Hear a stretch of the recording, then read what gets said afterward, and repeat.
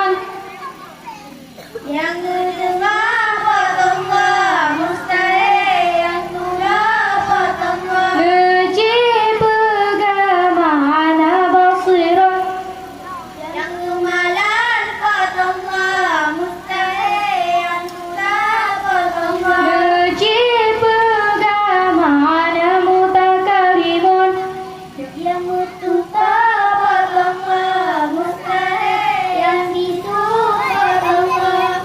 Sifat yang wajib dan mustahil pada Rasul. Sifat yang wajib pada Nabi getanya. Narugan persifat Toput hai persifat sejak amanah tabligh fatana. Nuji pegamana siddiq. Kutai Nabi kutanya mustahil sulit Nabi kutanya. Nuji pegamana amanah.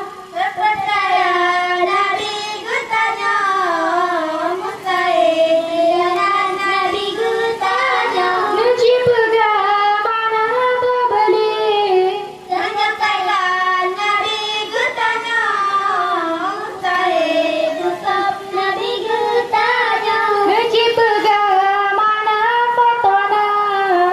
Cerdik Nabi kutanya mustahil bodoh Nabi kutanya.